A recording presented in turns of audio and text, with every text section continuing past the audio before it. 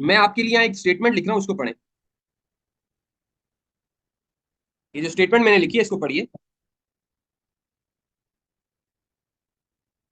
खामोशी से दिल दिल में पढ़ें और इसको अंडरस्टैंड करें कि ये क्या लिखा हुआ है।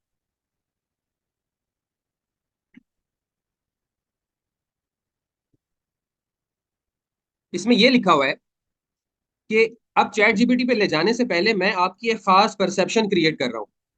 अगर आप अब मेरा जुमला सुनिएगा आप लोग गौर से ध्यान से। ये एक कॉमन सेंस की बात है, हमारे तजुर्बे की बात है और हम सबको मालूम है। लेकिन हमने चैट जीपीटी पे जाने से पहले इसको अपने जहन में बहुत ज्यादा फोकस करके अंडरस्टैंड करना है। अगर आप किसी को उसके पस मंजर और तरजीहात के साथ जानते हैं, तब आप उसके सवालात के मुनासिब, दुरुस्त और जामे जवाब दे सकते हैं। अगर ये उर्दू थोड़ी मुश्किल हो गई है तो आसान अल्फाज में, कि अगर आप किसी को जानते हैं बेहतर तौर पे, तो आप उसके सवालात के बेहतर और मुनासिब अंदाज में जवाब दे सकेंगे। और यही कुछ मैंने यहाँ लिखा है कि if you no any one with his और हर बैकग्राउंड। क्या मतलब है? फॉर एग्जाम्पल, असद हमारे साथ है, हमारे साथ और अब्दुल शकूर हैं। ये मुझसे सवाल करते रहते हैं, कभी कोई सवाल कभी कोई सवाल। तो मुझे मालूम है असद कौन है और अब्दुल शकूर कौन है, ये क्या करते हैं, इनकी तरजीहात क्या है, ये एलएलबी कर रहे हैं या आईसीएमए कर रहे हैं, ये जॉब करते हैं या कंसल्टिंग करते हैं। तो आई न्यू देम पर्सनली। तो होता क्या है, जब ये मुझसे सवाल करते हैं, मैं इनके लेवल पे आकर इनको डिलीवरी करता हूँ, जवाब देता हूँ, और ये मुझे कहते हैं हाँ हमें बात समझ आ गई जुनेद भाई। लेकिन फॉर एग्जाम्पल, जैसे हमारे पास ग्रुप में जैसे एंजल नेक्सस कोई आ रहे हैं, मैं इनको नहीं जानता, ये पहली दफा है मेरे पास। अब मैं इनको नहीं जानता और ये मुझसे सवाल करेंगे और ये कहते हैं कि सर, एक्सपोर्ट पे जो विदहोल्डिंग है बैंक ने 2% काट ली, ऐसा क्यों? अब मुझे नहीं पता इनका क्या लेवल है। क्या ये इनकम टैक्स लॉ जानते हैं? उसके बाद क्या ये नेक्स्ट स्टेप में टैक्स रिटर्न जानते हैं? उसके बाद नेक्स्ट स्टेप में क्या ये इनकम टैक्स के नोटिस को समझते हैं? क्या ये इनकम टैक्स प्रैक्टिस करते हैं? क्या लिटिगेशन भी देखते हैं? यही चार चीजें होती हैं इनकम टैक्स प्रैक्टिस में। तो मुझे नहीं पता ये किस लेवल पे खड़े हैं। तो अब मैं एंजल नेक्सस को जवाब देने से पहले सोचूंगा, पूछूंगा, भाई आप क्या करते हैं, आपका क्या नाम है, आपने क्या पढ़ाई कर रखी है? और अगर इन्होंने मुझे कहा I am just a graduate and doing my BCom, ओहो, तो मेरा माइंड कहेगा इनको तो टैक्स रिजीम्स का भी नहीं पता, इनको तो चार्जिंग सेक्शन, विदहोल्डिंग सेक्शंस का नहीं पता। अब मेरा माइंड सोच रहा होगा भाई मैं इसको क्या जवाब दूं, कैसे जवाब दूं? तो अल्टीमेटली ये होगा, मुझे इनको एक सफे के अंदर जवाब देना पड़ेगा, बहुत सारे अल्फाज बोलने पड़ेंगे इनके लेवल पर आके।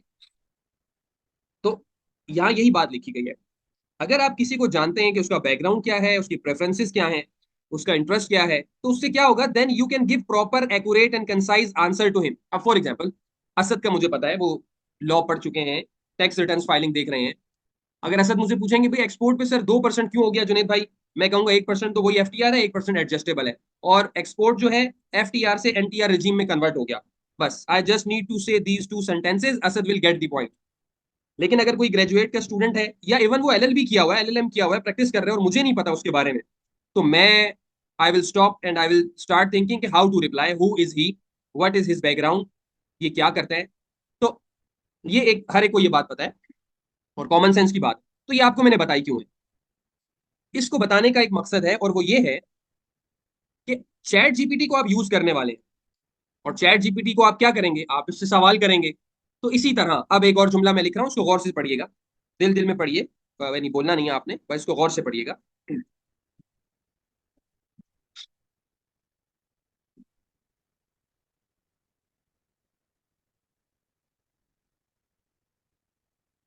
इसका उर्दू में करता हूं। इसी तरह अगर आप चैट जीपीटी के, अगर इसी तरह दोबारा से, इसी तरह अगर चैट जीपीटी, अब चैट जीपीटी को आप समझ लें कि एक एक उस्ताद है जो आपके सामने मौजूद है, ठीक है। अब इसी तरह अगर चैट जीपीटी, जिसको हम कह देंगे अपनी गुफ्तगू में उस्ताद, उस्ताद आपके पस मंजर यानी आपके बैकग्राउंड और आपकी प्रेफरेंसेस के बारे में काफी जानता है, तो ये आपको ज्यादा मुतल्लिका और मुफीद जवाब फराम करेगा। अगर गाड़ी उर्दू है तो आप इसका इंग्लिश में समझ लें। Similarly, if ChatGPT knows enough about your background and preferences, यानी चैट जीपीटी इनफ जानता है जुनेद के बारे में, असद के बारे में, एंजल नेक्सस के बारे में, अब्दुल शकूर के बारे में, तो क्या होगा, जब हम उनसे सवाल करेंगे तो वो हमें बिल्कुल रेलेवेंट और यूजफुल इंफॉर्मेशन ला के हमें देगा। जैसे कि मैंने पहले आपको बताया था, मैं आपको जानता हूं तो आप मुझसे सवाल करते हैं तो मैं आपको रेलेवेंट जवाब दे सकता हूं, आपका बैकग्राउंड सामने रखते हुए। इसी तरह से चैट जीपीटी के लिए जरूरी है कि जो उसको यूज कर रहा है, सबसे पहले वो अपना बैकग्राउंड उसको बताए कि हु एम आई, मैं कौन हूं। तो इतनी सी बात मैं क्लियर करना चाहता था। अब हम आगे बढ़ते हैं।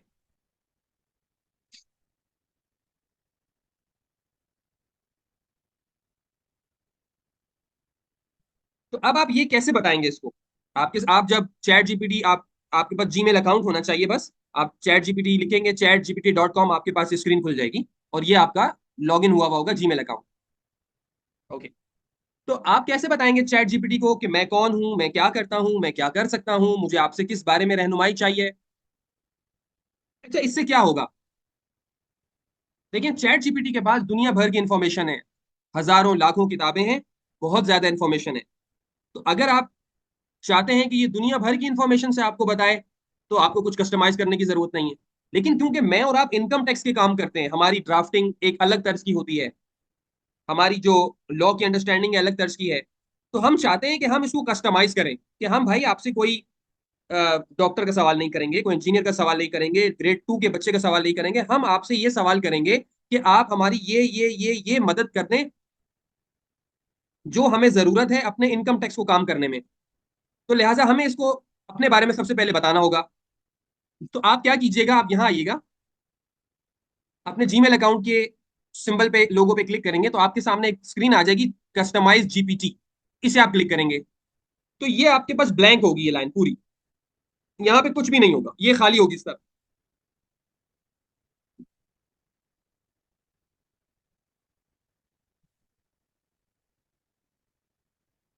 ये खाली होगी। और आपको इसमें क्या चीज लिखनी चाहिए, आपको देखिए चैट जीपीटी खुद बता भी रहा है। ये देखिए, वो कह रहा है आप मुझे बताएं यहाँ पर, दिस इज कस्टम इंस्ट्रक्शन। इसका क्या मतलब है? इसका मतलब ये, आप मुझे बताएं आप कौन है। What would you like ChatGPT to know about you to provide better response. वो कह रही है कि जो ये वही बात है जो मैंने आपको 2 दफा बताई, कि आपको चैट जीपीटी बेहतर तौर पे जानना चाहती है। अगर आप उसे बता देंगे तो वो आपको बेहतर रिस्पॉन्स देंगे। अब वो आपको खुद गाइड करती है आप क्या लिख सकते हैं यहाँ पे। आप देखें, इसमें वो कह रहे हैं वेयर आर यू बेस्ड, आप अपनी लोकेशन दे सकते हैं मुझे।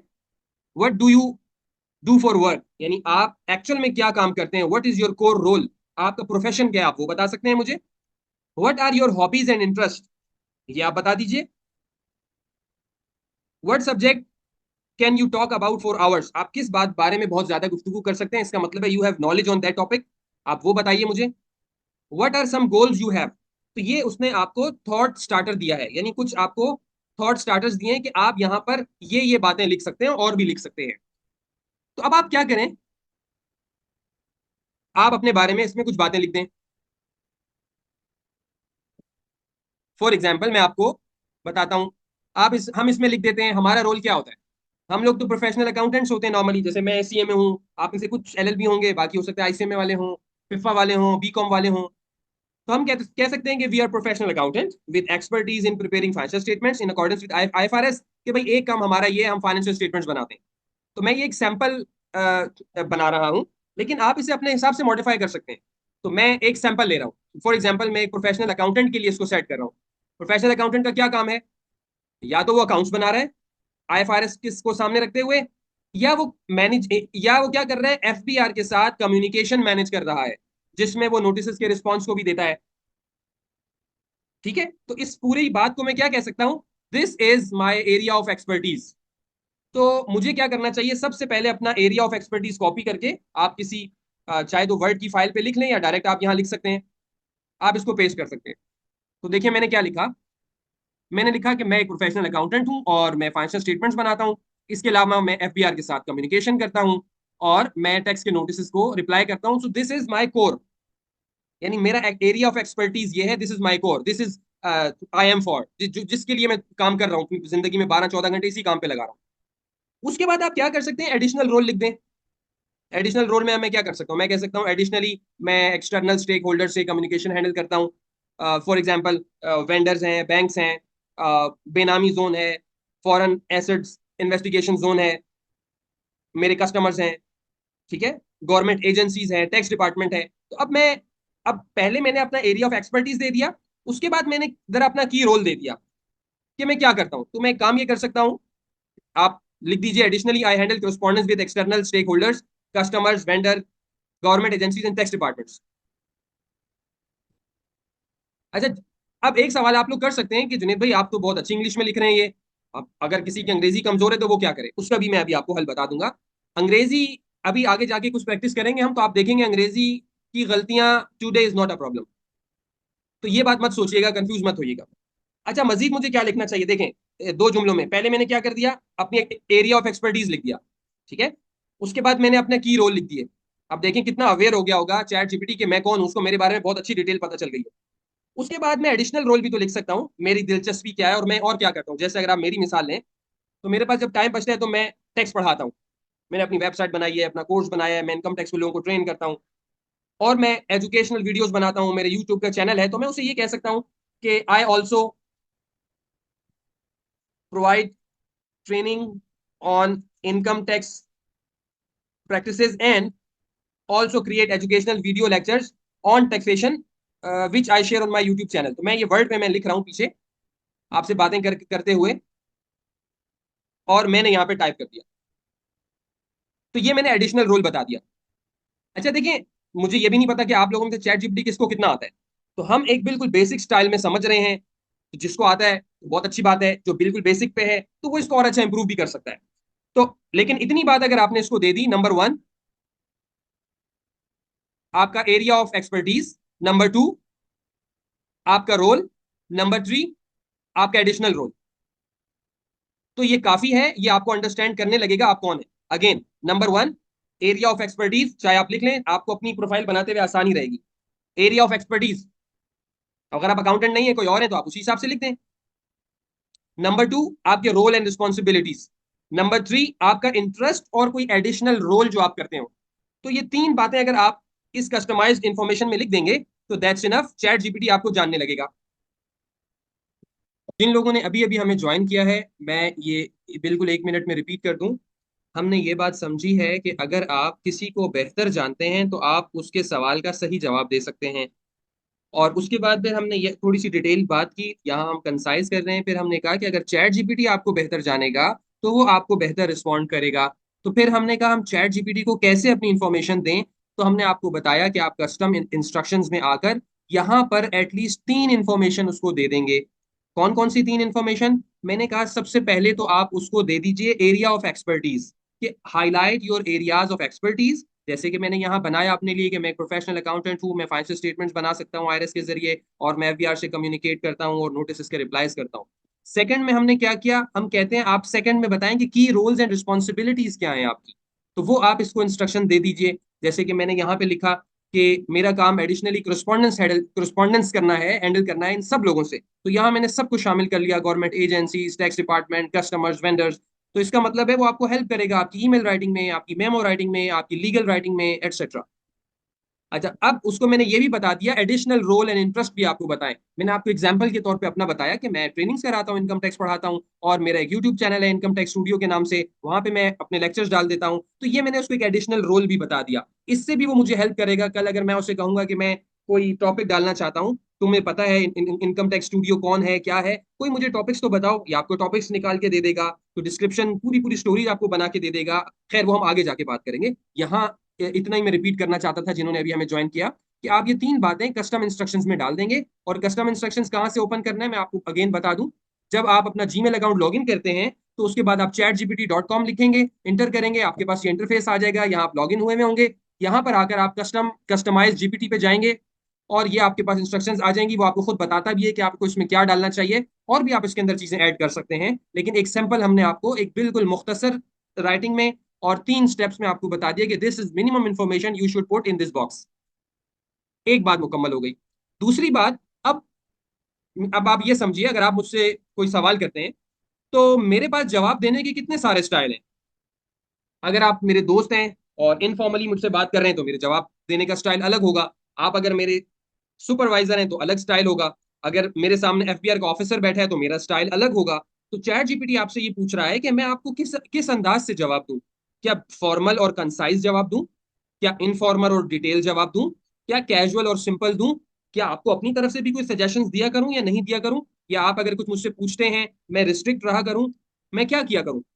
तो हम फॉर एग्जांपल, हमें तो इनकम टैक्स अफेयर्स हैंडल कराने हैं, तो हमारे देन में होना चाहिए कि टू द पॉइंट चीज हो, एक प्रोफेशनल टोन हो, फॉर्मल रिस्पॉन्स हो।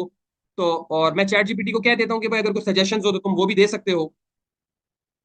अदरवाइज मैंने तो देखें छोटा सा लिखा हुआ है इस वक्त, आप इससे भी गुजारा कर सकते हैं। यहां मैंने लिख दिया formal and short, also suggest things. अब वो क्या करेगा, फॉर्मल और शॉर्ट जवाब देगा और आपको बताएगा भी, कुछ अपनी सजेशंस भी देगा। लेकिन अगर आप चाहते हैं एक थोड़ा मजीद प्रॉपर और डिस्क्रिप्टिव जवाब, तो ठहरे मैं आपको लिख के बताता हूँ। यहाँ आप ये भी लिख सकते हैं, ये भी लिख सकते हैं, please keep your response formal professional, addressing the issue directly. क्योंकि हमें हमारी कोरिस्पॉन्डेंस के अंदर डायरेक्ट अप्रोच चाहिए होती है। हम आपने कभी भी रिप्लाई में ये नहीं लिखा होगा कि हम उम्मीद करते हैं कि आपको ये खत अच्छी सेहत के साथ मिल रहा होगा और हम आपके लिए दुआगो हैं और आपने नोटिस भेजा, बहुत शुक्रिया आपके नोटिस का, हम आपको बताना चाहते हैं कि आपको इस तरह का स्टार्ट नहीं मिलता। आप जस्ट नोटिस को रेफर करते हो, स्टार्ट कर देते हैं। So you need a direct and concise approach. और बहुत लंबी चौड़ी बात नहीं होती हमारे रिप्लाईज में, मुख्तसर बात होती है नोटिस में भी और रिप्लाई में भी, कि हमारे पास we don't have so much time. आप ईमेल राइटिंग कर रहे हैं बॉस को, तो ये थोड़ी लिखेंगे उम्मीद है आप खैरियत से होंगे और आपको ये ईमेल बहुत गुड हेल्थ और वेल्थ के साथ पहुंच रही है, और सर सुबह मौसम अच्छा था, आज अच्छा लगा, आज मैं लेट हो गया, ट्रैफिक फंस। मतलब आप तो सलाम भी नहीं करते, you just say email received acknowledged, बस, I am sending the attached email, please review and advise for necessary changes. So we usually have direct and concise approach. अच्छा, फिर आप मैंने उसे कह दिया कि भाई आप इंप्रूवमेंट के लिए जो है, I also welcome any suggestion from chat GPT on improving communication effectiveness. इसका क्या मतलब है आगे मैं आपको समझाऊंगा। Specially regarding legal accuracy and strategic positioning tax consulting, इसको आप भले काम का, इतनी मुश्किल अंग्रेजी की जरूरत नहीं है, बस यहां तक आप इसको कर दें। और जो मैंने पहले लिखा हुआ था, दिस इज ऑल्सो फाइन। अगर आप इतना सा भी लिखना चाहते हैं तो ये भी काफी है। तो आप जो भी लिखना चाहते हैं उसको यहां लिखने के बाद आप क्या करेंगे कि आप इसको सेव कर देंगे। मैंने लिख दिया formal and short also suggest things, या ये लिख दिया मैंने, यहां तक स्टॉप कर देता हूं, इसको मैं डिलीट कर देता हूं। तो आपको आइडिया हो गया। अब जितने अच्छे आप लिखने में समझाने में होंगे मैं कौन हूं और आप मुझे कैसे जवाब दें, उतना ही बेहतर ये आपको रिस्पॉन्ड करेगा। इसको आप सेव कर दीजिए। और अगर आप इसको अमेंड करना चाहते हैं, आज आपका रोल इनकम टैक्स ऑफिसर का, इनकम टैक्स के मामला देखने का था, या फाइनेंशियल स्टेटमेंट बनाने का था, अकाउंटेंट का था, कल आप एडमिन डिपार्टमेंट में चले गए, एचआर डिपार्टमेंट में चले गए, तो जाहिर है फिर ये रोल नहीं होना चाहिए। Again you have to go to customize ChatGPT और आप इस रोल को चेंज कर दें कि अब मेरी ये नई जिम्मेदारी है और मैं चाहता हूं तुम इस तरह से मुझे रिस्पॉन्ड करो। आप एक टीचर हैं बच्चों के, तो फिर आप उस तरह का अपना रोल लिखें और उसको बताएं मैं बच्चों को पढ़ाना चाहता हूं, आप मुझे उसी अंदाज से जवाब दीजिएगा जो मैं बच्चों को कम्युनिकेट कर सकूं। इसको आप अगर कुछ, if you want to make any changes आप चेंज कर सकते हैं। और इसको अभी तो अगर मैं चेंज करूंगा तो देखें सेव का बटन एक्टिव हुआ, चेंजेस सेव हो जाएंगे, राइट। अच्छा, आपने एक लफ्ज सुना होगा, प्रॉम्प्ट। प्रॉम्प्ट इंजीनियरिंग का कोर्स कर लें, प्रॉम्प्ट सीख लें। यस ये सर। ये एक मशहूर वर्ड आपने सुना होगा, प्रॉम्प्ट। तो हम चैट जीपीटी से ही पूछते हैं कि प्रॉम्प्ट क्या होता है। तो आपको कोई चीज नहीं आती, आप इसी को बोलें, मैं नहीं आपको बता रहा, हम चैट जीपीटी से पूछते हैं व्हाट इज प्रॉम्प्ट। अब हम एक लम्हे के लिए कहते हैं कि हम बहुत ज्यादा एजुकेटेड लोग नहीं हैं, तो हम उसे कहते हैं कि बहुत सिंपल अल्फाज में बताना। तो हम कहते हैं tell me in very simple words. अब देखें वो क्या जवाब देता है।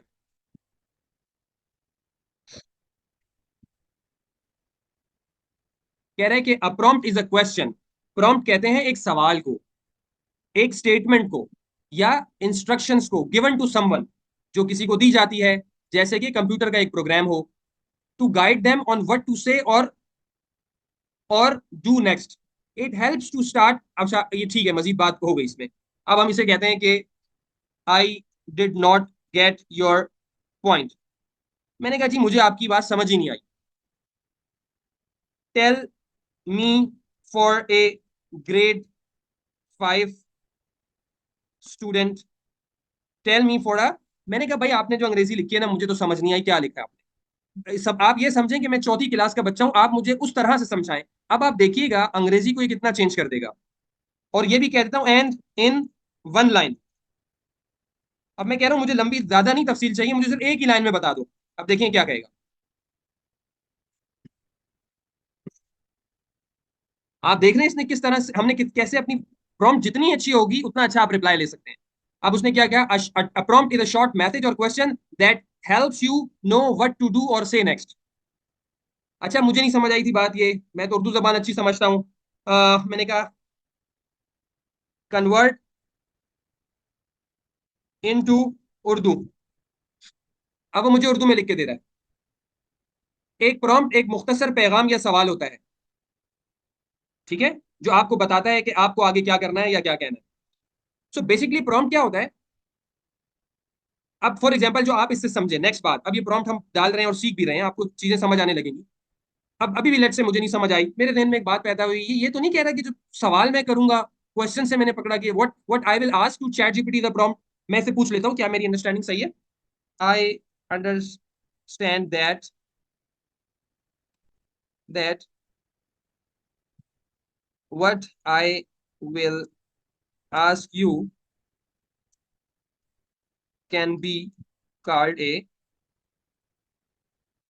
मैं जो आपसे पूछूंगा, क्या मैं तो ये समझ रहा हूँ जो सवाल मैं आपसे पूछूंगा वो प्रॉम्प्ट है। अब देखिए, उसने मुझे उर्दू में जवाब दे दिया, जी हाँ बिल्कुल दुरुस्त, जो सवाल या हिदायत आप मुझसे पूछेंगे इसे प्रॉम्प्ट कहते हैं। ओहो, मेरी उर्दू तो अच्छी नहीं है, ये क्या हो गया? वो तो मेरा भाई बैठा था उर्दू में चैटिंग कर रहा था। ओहो, कन्वर्ट इनटू इंग्लिश।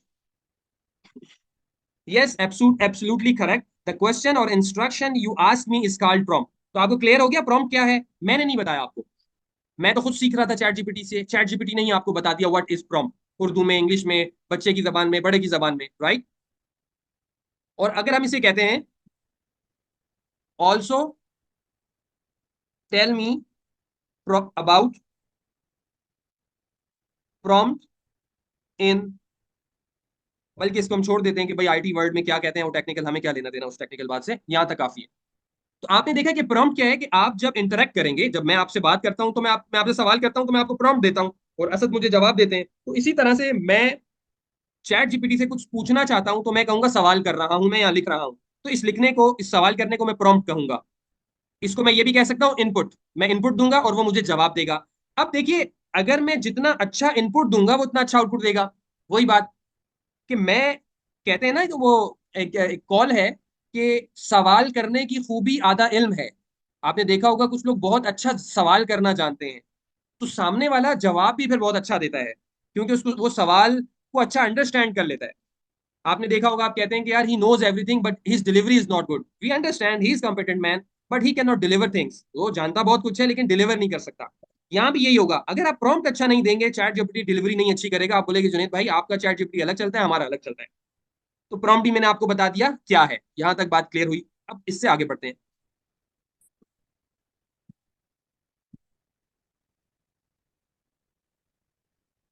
अच्छा, मैं थोड़ी गुफ्तगू यहाँ आपसे करता हूँ।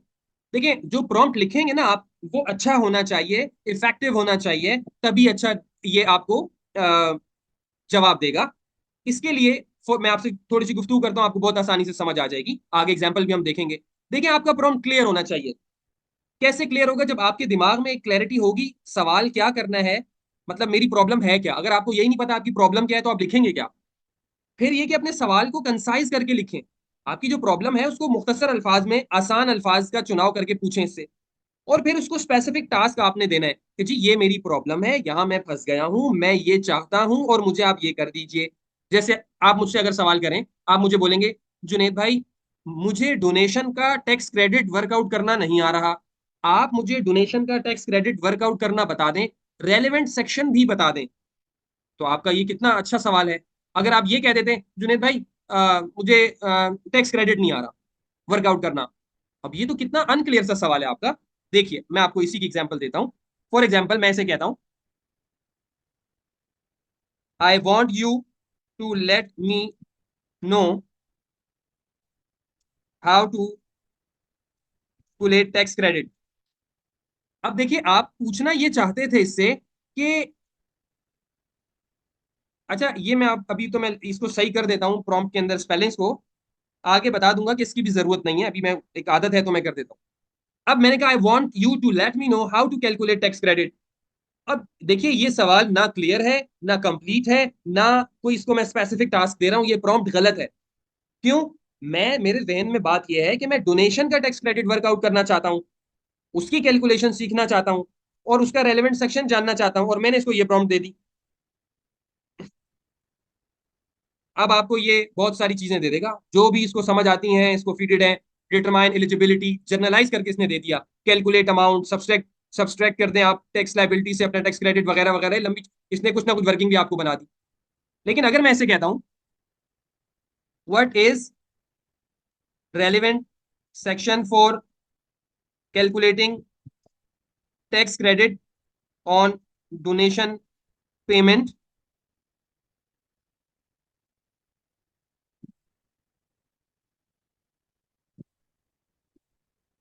what is relevant section for calculating tax credit on donation payments, and how to work out in accordance with income tax ordinance। आप इस प्रॉम्प्ट को देखें, ये जवाब देगा या नहीं देगा वो बात की बात है, कि ये इतना अपडेट है या नहीं, वो भी मैं आपको बता दूंगा क्या चीजें क्या नहीं है। लेकिन ये प्रॉम्प्ट बताइए, आप खुद सोचें, ये प्रॉम्प्ट सही लग रही है या पहले वाली सही लग रही थी। यहाँ मैं अगर ये चैट जीपीटी मैं होता तो आप देखिए, अगर मैं आपकी बात सुन रहा होता तो देखिए यहाँ लिखा हुआ है भाई टैक्स क्रेडिट भी मुझे बताएं, रेलेवेंट सेक्शन भी बताएं, और डोनेशन से मुतालिक है हाउ टू कैलकुलेट मैं आपको बता देता। अब इससे हम पूछते हैं।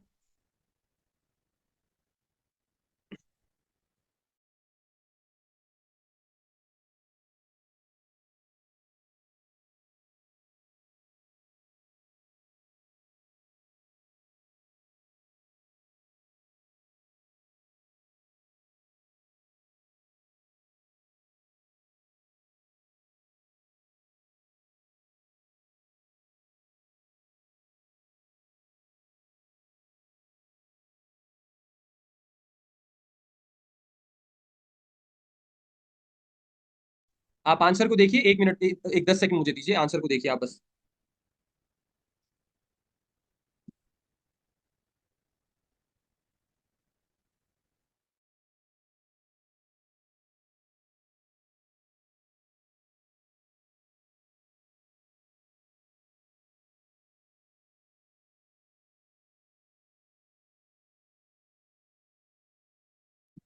आपने देखा, मैं सिर्फ ये समझाना चाहता था कि अगर आपकी प्रॉम्प्ट क्लियर है, कंसाइज है, कंप्लीट है, वेल स्ट्रक्चर्ड है, वेल डिजाइंड है, तो देखें आपको रिजल्ट कितना अच्छा मिलेगा। ये देखिए पहले हमने क्या प्रॉम्प्ट लिखी थी, ये वाली,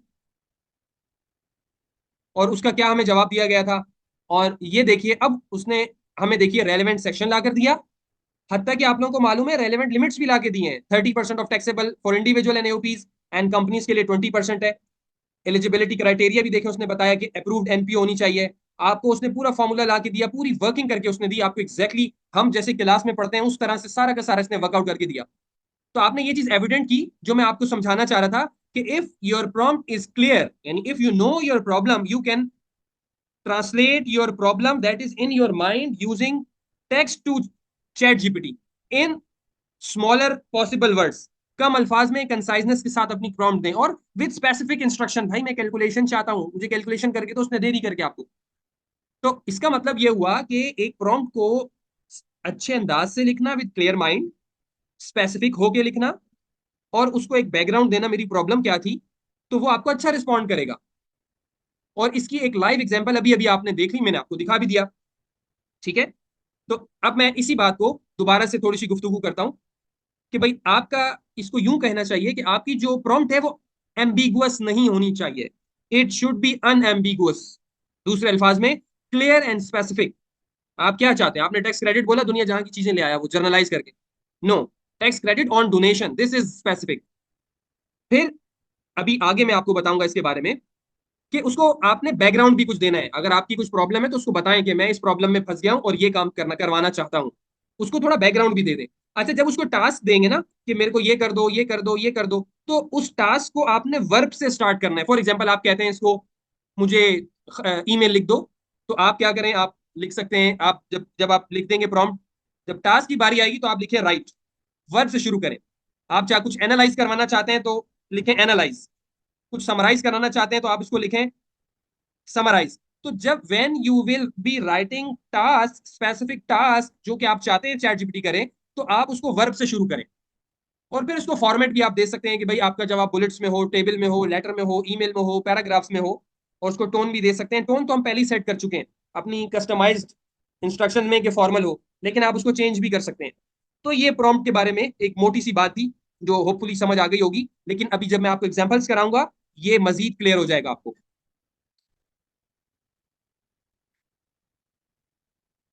अच्छा, इससे पहले कि मैं आगे बढ़ूं, प्रॉम्प्ट लिखवाना आपसे शुरू करूं, या हम अपने एक्चुअल प्रॉब्लम्स को सॉल्व करें, तो मैं अंग्रेजी का भी एक खौफ निकालना चाहता हूं। हमारी जबान उर्दू है, मादरी जबान, और एजुकेशन सिस्टम का हमें पता है, उर्दू मीडियम में हम मैट्रिक करते हैं, आईसीएम में सी एल एल बी पे जाते हैं तो वो भी उर्दू मीडियम होता है, आधा इंग्लिश मीडियम होता है, या कुछ इंग्लिश मीडियम कर लेते हैं। बहुत सारी क्लास तो ऐसी ही है। अब जो कराची ग्रामर से पढ़ा है या बीगन से पढ़ा है, सिटी से पढ़ा है, तो सारे बच्चे तो वो नहीं है। तो बहुत सारे लोगों की जो जाहिर है बेसिक्स, जब हमने जो हमारी अर्ली स्टेजेस थी वहाँ अंग्रेजी को नहीं पढ़ा तो कुछ ना कुछ लैकिंग्स रह जाती हैं। तो आज आपको फिक्र नहीं करनी है। अगर do you have lacking and you can not right English correctly, partly correct लिख लेते हैं, या आप सही लिख पाते हैं उसको इंप्रूव करना चाहते हैं, हेयर इज द सोल्यूशन। तो अब प्रॉम्प्ट लिखने से पहले हम ये खौफ पहले निकालते हैं कि भाई इस बात से निकल आओ, बस थोड़ी सी अंग्रेजी सीख लो, टेंसेज आते हो, वोकैब ऊपर नीचे हो, मसला नहीं है। आप अपनी बात को अंग्रेजी में कुछ ना कुछ बेहतर अंदाज से लिख पाए, दैट्स इट, बाकी इंप्रूवमेंट हो जाएगी। अब मैं आपको इसकी एक एग्जाम्पल करवाता हूँ लाइव।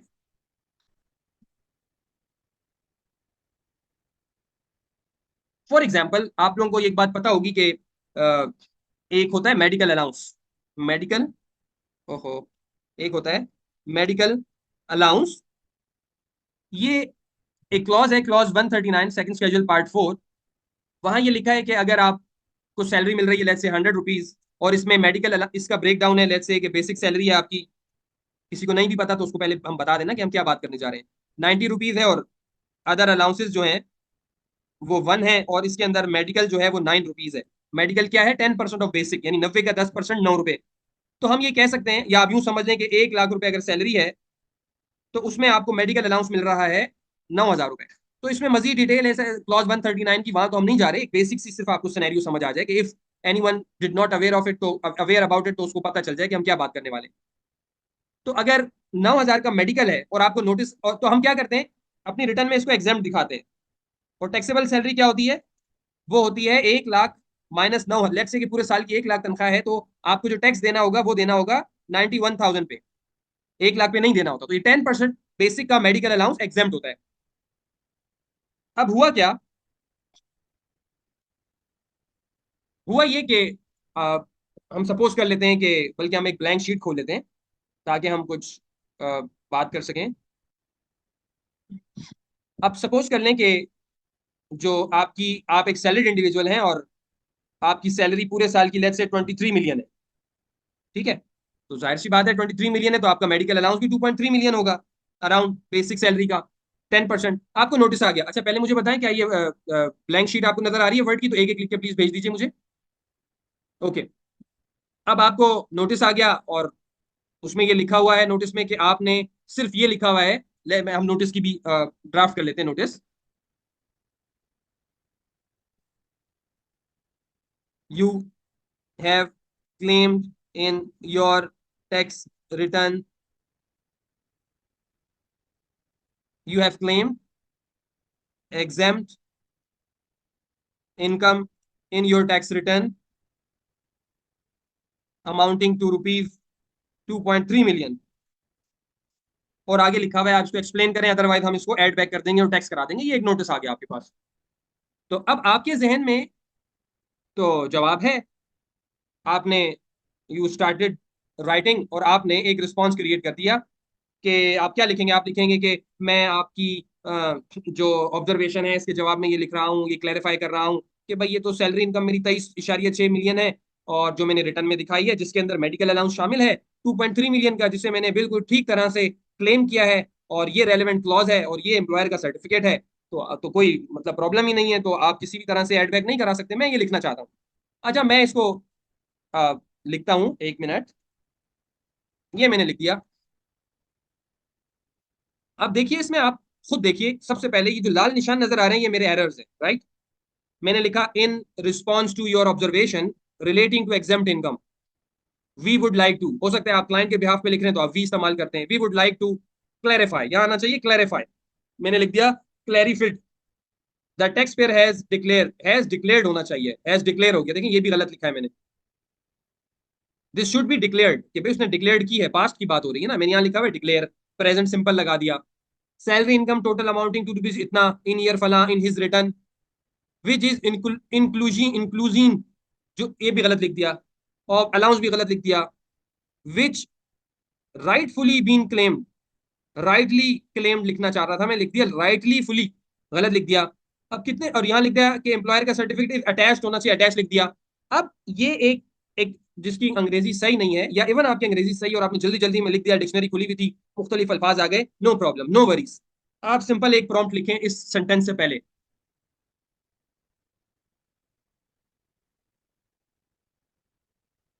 मैं दो प्रॉम्प्ट आपको बल्कि बताता हूं, ताकि आप दोनों को टेस्ट करें।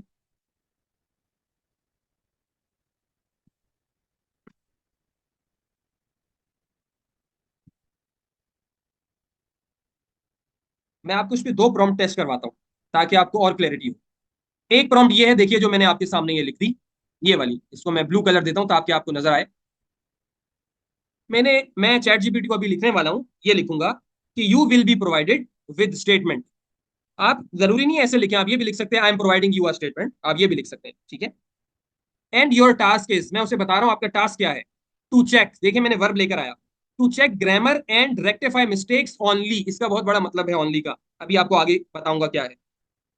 अभी देखिएगा, समझ आएगी आपको। ये स्टेटमेंट आ गई, मैंने ये फुल स्टॉप लगा दिया। आप चाहे तो वहीं पे लिख दें, चाहे तो यहां से कॉपी पेस्ट कीजिए।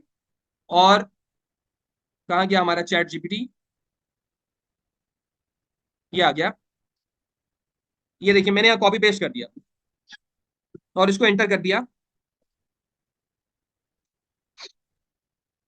एक चीज नोट कीजिएगा, जो मैं लिखना चाह रहा था उसने वही लिखा है, और जहां ग्रामेटिकल मिस्टेक्स थी, टेंसेस की मिस्टेक्स थी, उसको उसने सही कर दिया। अब आपको पढ़ने में टाइम लगेगा, आइडेंटिफाई करने में टाइम लगेगा ना कि क्या क्या मिस्टेक सही की हैं। तो मैं इसे कह देता हूं, tell me mistakes you have rectified. Rectified का मतलब होता है दुरुस्त कर देना, और एक होता है रेटिफाइड। रेटिफाइड का मतलब होता है कि किसी बात को जो पास्ट में हो चुकी है उस पर कॉन्सेंट दे देना कि हाँ जी हम एक्सेप्ट कर रहे हैं, ये हुई है, ओके है। तो रेटिफाइड और रेक्टिफाइड, तो आपको रेक्टिफाइड लिखना है। Tell me mistakes you have rectified. अब मुझे ये भी नहीं लिखने की जरूरत, in the above statement provided to you फला, नो। आप इसको एंटर करें, देखिए वो क्या करेगा।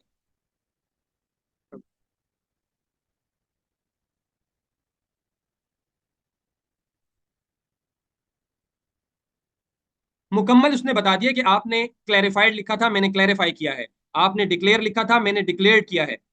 उसने आपको मुकम्मल बता दिया कि what changes I have made in your provided statement.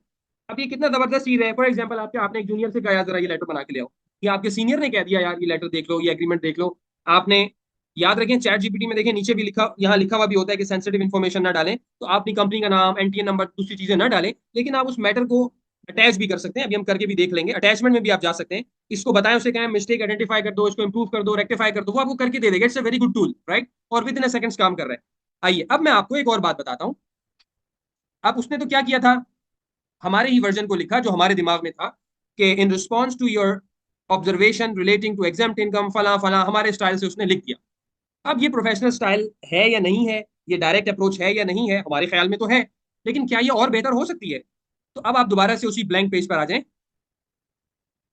और सिंपल आप क्या करें, इस प्रॉम्प्ट को उठाइए, ऊपर ले जाइए, कट कर लीजिए, इसको हटा दीजिए, और यहां नई प्रॉम्प्ट लिखें।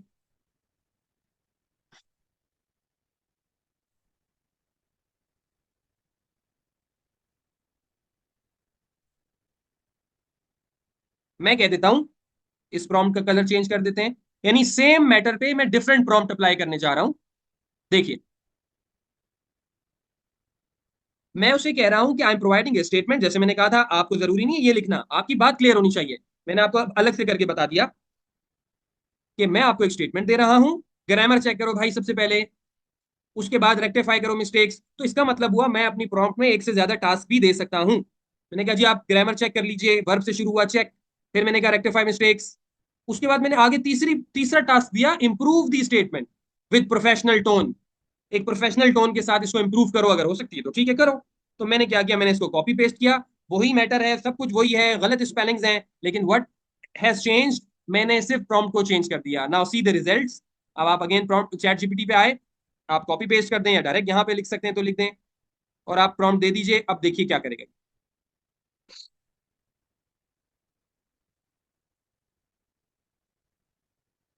अब उसने बहुत ज्यादा चेंजेस नहीं की, वो इस चीज को समझ रहा है कि ये ठीक है, ये पहले ही प्रोफेशनल अप्रोच के साथ, टोन के साथ लिखा गया है, कुछ थोड़ी बहुत उसने चेंजेस कर दी। लेकिन आप, आपको कुछ मजा नहीं आ रहा, आप कह रहे no I want massive changes, okay. आप उसको कह दें, हम एक और प्रॉम्प्ट लिखते हैं अब। एक मैंने वर्ड का डॉक्यूमेंट नजर आ रहा है, एक मिनट में देख लूं मैंने क्या शेयर करवाया है।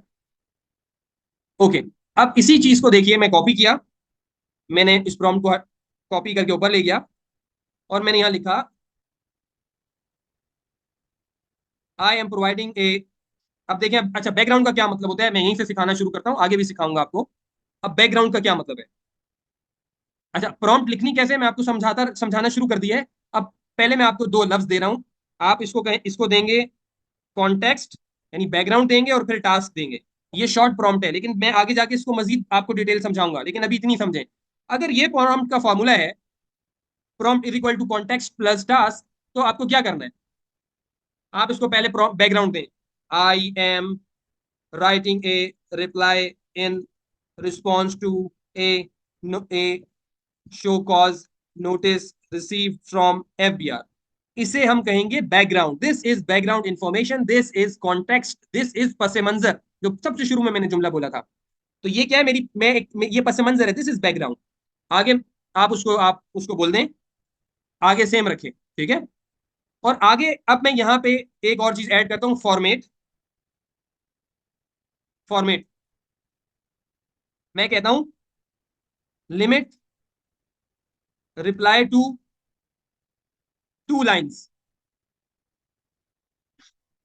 मैं कह रहा हूं मेरे रिप्लाई को 2 लाइन से ज्यादा नहीं होना चाहिए। थोड़ी सी चेंजेस मैंने की है, और देखिए क्या कुछ तब्दीली होगी।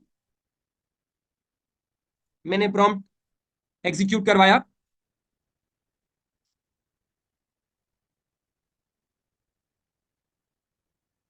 उसने चीजों को कॉम्प्रोमाइज भी नहीं होने दिया। और आप ये वाली देखिए, लाइन कितनी थी, 1 2 3 4 5 6, 6 लाइन्स थी। और यहां देखिए आप कितनी लाइन्स आई हैं, 1 2 3 4 5। आप देख रहे हैं, उसने आपके मैटर को आप पढ़ लीजिएगा इसको, उसने विदाउट कॉम्प्रोमाइजिंग द मैटर, उसने आपके जो पैराग्राफ को छोटा भी कर दिया और इंप्रूव भी कर दिया। In response to your observation regarding exempt income, we clarify that taxpayer declared total इतना इतना इतना, inclusive of this claimed as exempt under section इतना। डायरेक्ट कर दिया उसने, जुमला ही खत्म कर दिया। A copy of certificate issued by employer is attached for your ready reference। आप उसको कहेंगे मुझे 2 लाइन में कर दो, 2 लाइन में कर देगा, ठीक है। तो हमने ये जो भी आपको प्रैक्टिस करवाई, किस लिए करवाई, कि भाई अगर आपकी अंग्रेजी में कुछ गड़बड़ हो रही है, नो प्रॉब्लम, आप इसको सिंपल सा प्रॉम्प्ट देंगे, और वो आपकी जो अंग्रेजी है टूटी फूटी है, या कुछ बेहतर है या बहुत बेहतर है, उसको सही कर सकता है, मिस्टेक्स रिमूव कर सकता है। तो ये चैलेंज नहीं होना चाहिए, इसलिए आप इसके बारे में आपको कोई भी घबराने की जरूरत नहीं है। ओके, तो मैं रिपीट कर देता हूं अब तक हमने क्या बात की है। अब तक हमने क्या बात की, हमने आपको सबसे पहले माइंड बनाया किस चीज के लिए, कि चैट जीपीटी को कस्टमाइज करना क्यों जरूरी है, कस्टमाइज कैसे करना है। फिर आपको बता दिया कि प्रॉम्प्ट क्या होती है। फिर प्रॉम्प्ट लिखने से पहले थोड़ी बहुत तो मैंने प्रॉम्प्ट चलाना बता दी, थोड़ा आपको इसमें इस्तेमाल में अच्छा लग रहा होगा, लेकिन इसको और डिटेल में सीखेंगे। फिर मैंने आपको ये बता दिया कि अगर अंग्रेजी में कुछ खराबी है तो कोई प्रॉब्लम नहीं है, आप उसको सेट करवा सकते हैं। ये हमारी अब तक की क्लास का खुलासा है। मैं आपको जरा समझाता हूँ प्रॉम्प्ट आप कैसे लिखेंगे, बिल्कुल एक प्रैक्टिकल चीज करवाता हूँ आपको, जरा आपको उससे समझ आएगी इंशाल्लाह। ओके,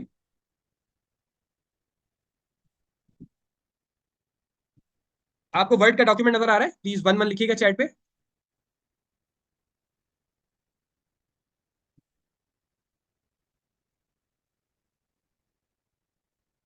अच्छा, मजे की बात यह है कि एफबीआर का नाम पहले था सीबीआर, अच्छा अब वो एफबीआर हो गया। अच्छा, इनकम टैक्स ऑर्डिनेंस का पुराना नाम था 1970, I think income tax ordinance था, एक्ट था 1979, जो भी था। सर वर्ड का डॉक्यूमेंट भी शेयर कर दीजिएगा, जो हमने वर्ड का डॉक्यूमेंट आपसे शेयर किया है यहाँ पे, वो आपको शेयर कर देंगे, नो प्रॉब्लम। तो लेकिन अभी भी कमर्शियल इंपोर्टर जब अपनी इनवाइस भेजते हैं, उनकी वो पुराने जमाने की वो अंडरटेकिंग जो चल रही है, जो सन 1995 में लिख दी एक वकील साहब ने, वही चल रही है। उसमें वही सीबीआर, वही जो है ना 1979, वही पुराने रेफरेंसेस चल रहे हैं। अब आप एक नए अकाउंटेंट आ गए एनर्जेटिक, यार this is very embarrassing, where a big company and how we can send this undertaking, आपको बहुत जोश आया। अब आप बैठ के अंडरटेकिंग लिखने, आपने कहा नहीं यार, it's a matter of 5 minutes only यार, 5 मिनट्स भी नहीं, 2 मिनट का मसला है, मैं अभी ड्राफ्ट कर देता हूँ आपको। आपका जूनियर परेशान हो गया, अच्छा कैसे। आपने कहा देखो तुम निकालो वर्ड का डॉक्यूमेंट निकालो, उसकी हेडिंग बनाओ, चलो मैं तुम्हें सिखाता हूँ तुम कोई भी डॉक्यूमेंट कैसे बना सकते हो। ओके, ये एक मिनट, ये लेटर नजर आ रहा है, ठीक है। हेडिंग बनाओ, चलो, creating an undertaking for customers, to advise we are to advise them, जरूरत ही नहीं है लिखने की, टू एडवाइज, जाहिर बात है उन्हीं को एडवाइस कर रहे हैं, we are commercial importer, don't do not withhold income tax, this is just title. ऐसे ही हमने टाइटल लिख दिया जूनियर को समझाने के लिए, देखो बेटा ये हम करने जा रहे हैं। उसने कहा ठीक है सर, ओके सर। अब ये जो ग्रीन कलर में मैंने लिखा है ना, ये आपकी प्रॉम्प्ट फार्मूला है। प्रॉम्प्ट फार्मूला क्या है? मैंने आपको बताया था, context plus task plus format, और मैंने कहा था आगे आपको मजीद कुछ बताऊंगा, उसके आगे टोन भी लगा दें, प्रोफेशनल हो, इनफॉर्मल हो, फॉर्मल हो। अच्छा, ये चीज हम पहले ही सेट कर चुके हैं कस्टमाइज सेटिंग में, तो इसकी जरूरत नहीं है। अब मैंने कहा था आपको मजीद आगे बताऊंगा, तो आप एक काम करें, कॉन्टेक्स्ट को क्या करें, कॉन्टेक्स्ट को थोड़ा सा बढ़ा दें। कॉन्टेक्स्ट को ऐसा करें, बैकग्राउंड भी बता दें, आप क्या चाहते हैं वांट वो भी बता दें, और रीजन और सिचुएशन भी बता दें। बस, मैं अपनी बात शायद नहीं समझा पाया, मैं अभी दोबारा क्लियर करता हूं। देखें, मैंने आपको बताया था, एक मिनट, प्रॉम्प्ट आसान है, क्या है? कॉन्टेक्स्ट प्लस टास्क, इसको कर लें स्पेसिफिक टास्क। अभी मैंने आपको बहुत जबरदस्त मिसाल बताई थी टैक्स क्रेडिट वाली, वो भी जेन में रख सकते हैं आप। तो मैंने कहा यार ये फॉर्मूला है भाई, दिस इज फॉर्मूला। फिर मैंने कहा देखो ये फॉर्मूला तब था जब आप एक आधा घंटा पहले मेरे साथ थे, अब एक नया फॉर्मूला आ गया। ये क्या आ गया भाई? कोई चेंज नहीं है, देखें ये रहा कॉन्टेक्स्ट, लेकिन हमने कॉन्टेक्स्ट को ब्रेक डाउन कर दिया बस, और कुछ भी नहीं किया, वही सारी चीजें हैं।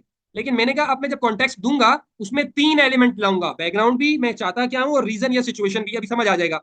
और ये स्पेसिफिक टास्क तो वही है, और आगे फॉर्मेट वही है, प्लस टोन कर दें, वैसे हम ये सेट कर चुके हैं, लेकिन लिख दे। अब हमारा नया फार्मूला हो गया भाई ये वाला, ठीक है। अब हमने बच्चे से कहा ऐसा करो बेटा, यहाँ लिखो हरे हरे रंग में बैकग्राउंड, कोई भी कलर हो सकता है, रंग का कोई वो नहीं है।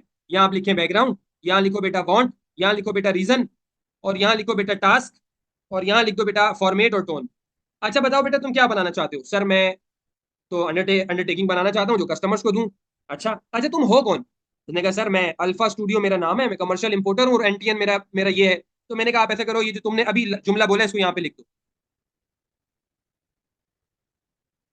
उसने लिख दिया कि, कि Messrs alpha studio is a commercial importer having NTN number this, simple. अच्छा बेटा तुम क्या चाहते हो? भाई मैं ये चाहता हूँ मेरा कस्टमर टैक्स ना काटें, सेक्शन 153 में काट देते हैं उठा के, मैं तो कमर्शियल इंपोर्टर हूँ, मेरा तो टैक्स कटता ही नहीं है। अच्छा क्यों भाई, ऐसा क्यों है? कह रहा भाई सेक्शन 153 में सर आपको नहीं पता लिखा हुआ है, जिसका इंपोर्ट स्टेज पे टैक्स कट जाए और एज इट इज चीज बेच दे तो उसका टैक्स नहीं कटना चाहिए। बेहतरीन, शाबाश बेटा, तुम बहुत अच्छा बोलते हो। ये जो तुमने जुमला बोला है ना यहाँ लिख दो, ये जो अभी तुमने लास्ट जुमला बोला यहाँ लिख दो। यही चाहते हो ना तुम, तुम्हारे कस्टमर टैक्स ना काटें, क्योंकि ये वजह है, ये बेटा यहाँ लिख दो, ये उसने लिख दिया यहाँ पे, अब आप इसको भले पढ़ भी ले।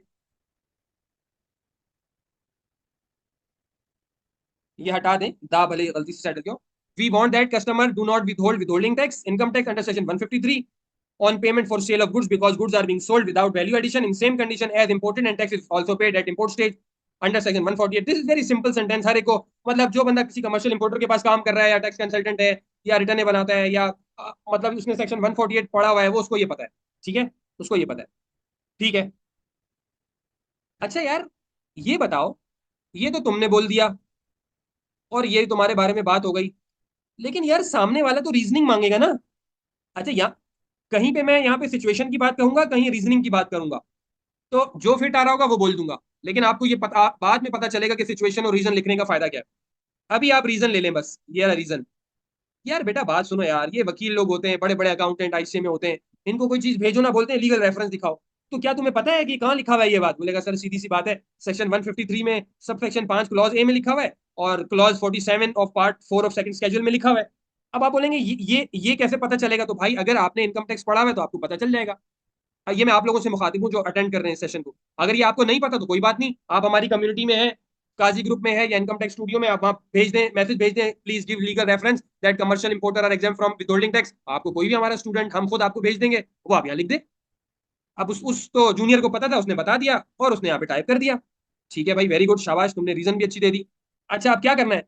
यार इसको ये बोलो चैट जीपीटी को ड्राफ्ट कर दे जनरल अंडरटेकिंग कस्टमर्स के लिए, उसको ये फैक्ट बताए और ये लीगल प्रोविजन बता दे, और 3 पैराग्राफ में पूरी बात मुकम्मल कर दे, और ये यार अंडरटेकिंग बना दे यार ये। ठीक है भाई बना दे, इसलिए हमने यहाँ लिख दिया।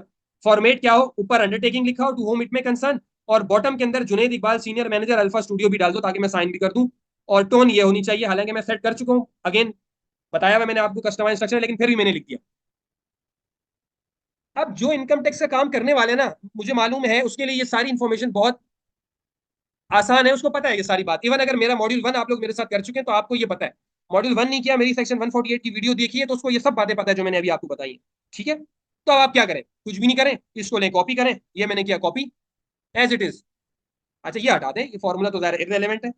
अच्छा अभी मैं आपसे ऐसे कॉपी करवा रहा हूं, अभी आप ऐसे ही समझेगा, लेकिन आगे हम कॉपी करने को भी चेंज करेंगे। अभी हम पहली क्लास में, अभी हमने यहाँ से एज इट इज कॉपी किया, बेटा ये लो बेटा कॉपी करो।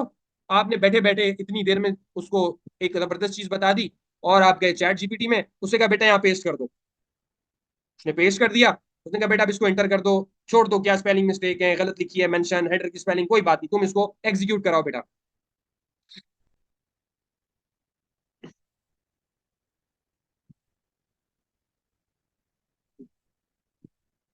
अंडरटेकिंग आ गई भाई। अरे ये तो सर जबरदस्त हो गया, बेहतरीन जबरदस्त। ठीक है बेटा, इसको करो यहाँ से कॉपी। अच्छा कॉपी नहीं करना, यहाँ से आप कॉपी भी कर सकते हैं। कॉपी करके आप उसी वर्ड की फाइल पे दोबारा आ जाए। ये आ गई फाइल पे, बेटा ऐसा करो नेक्स्ट पेज पे आ जाओ, ये लो यहाँ पेस्ट कर दो।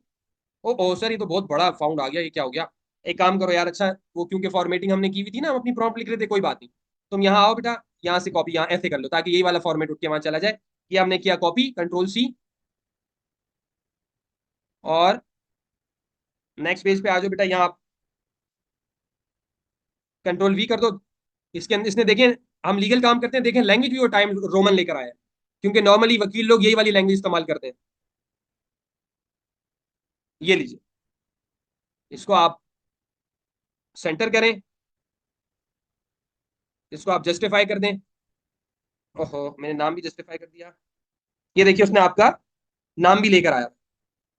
ये लीजिए, आप यहाँ अपना साइन कर लीजिएगा, यहाँ पे स्टैंप लगानी है, साइन लगाना है, कुछ भी लगाना है। और इसके बाद आप इसने इसमें जो भी फॉर्मेटिंग करनी है, हम खैर नहीं कर रहे फॉर्मेटिंग, आपने जो भी फॉर्मेटिंग करनी है आप फॉर्मेटिंग करें, लेटर हेड पे निकालें, बात खत्म। आप चाहें तो इसी से अपना लेटर हेड बनवा सकते हैं, और ज्यादा ज्यादा ब्लैक एंड व्हाइट में कलर निकल जाएगा, और क्या होगा। और यही आप अटैच करके भेज दें, प्रिंट कर लें PDF में। तो आपने देखा कि आपने देखा कि ये इन्फॉर्मेशन देखिए, पीस ऑफ इन्फॉर्मेशन, और ये पीस ऑफ इन्फॉर्मेशन देखिए, इसकी आप लैंग्वेज पढ़ें, इसकी रीजनिंग देखें, तो आपकी जिंदगी आसान हुई या नहीं हुई। तो हम यहीं तक रखते हैं।